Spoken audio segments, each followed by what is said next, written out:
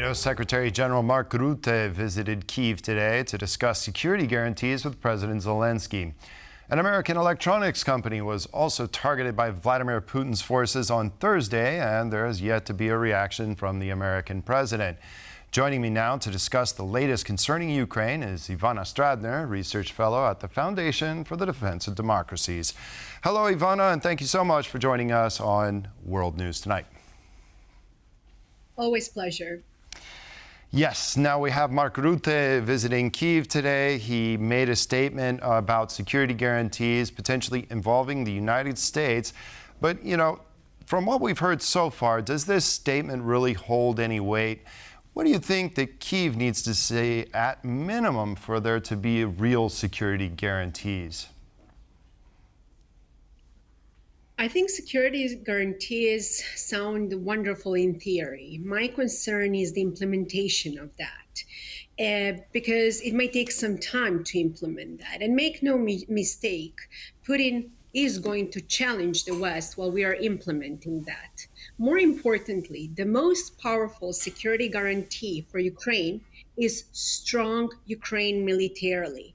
And that's precisely why we should not allow Putin to use that time to reposition his military to strengthen and then to continue with his quest. Having said that, what we really need to do right now is to impose severe sanctions on Russia, including secondary sanctions on all countries that cooperate with Russia, and more importantly, to arm Ukraine. That's the most important security guarantee.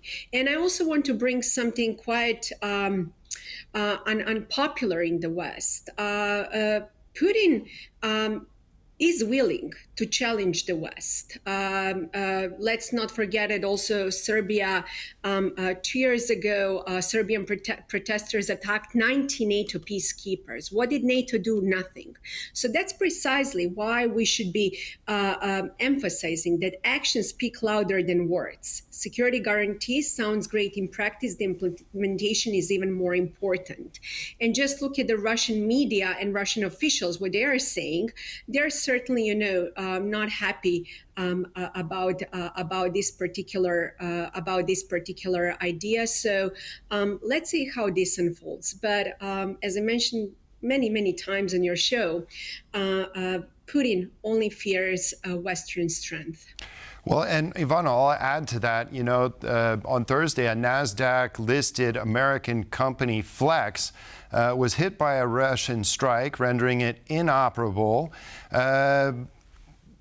We've been told time and time again, the more American investment there is in Ukraine, these are essentially security guarantees. But does this latest strike prove that that is simply not the case?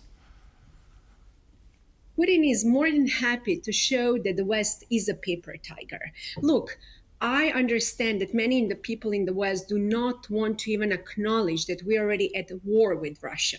Russia is waging hybrid war and waging sabotage activities across the West. What happened with American company earlier this week is just like one instance. I can give you so many instances what has been happening in Germany, in the UK, Russian cutting sea cables. Look, even in Poland, Russia has been weaponizing migration. We have numerous sabotage activities across the West. So if this is not a wake-up call, then I don't know what it is. And with all due respect, I think it's really past time for Western policymakers to understand the Russian military doctrine. It's very different from the Western one. Having said that, they're waging something that is called a new generation of warfare.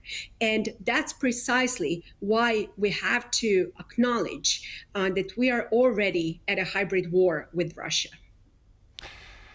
Yes, and then there's the Druzhba pipeline. We have this statement or this post on social media by President Trump saying that the policy of, not allowing Ukraine to go on the offense has been a failed one.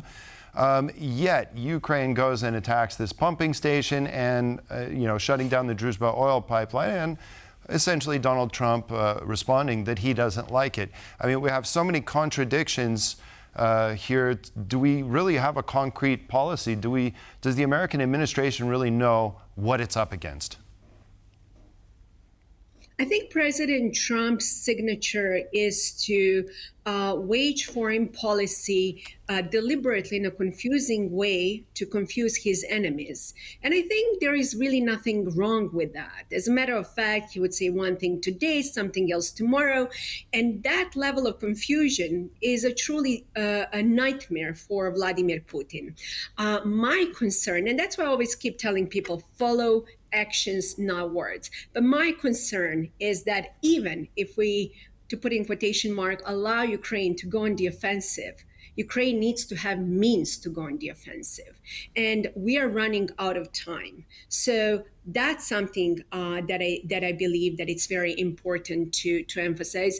And finally, Russian center of gravity is energy sector. Russia, with its allies, without having that support, is a paper tiger.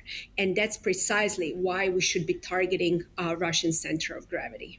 Well, I certainly hope we see some secondary sanctions, especially on the big clients of Russia.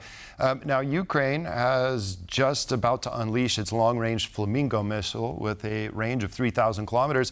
How do you think this will serve Ukraine's war effort?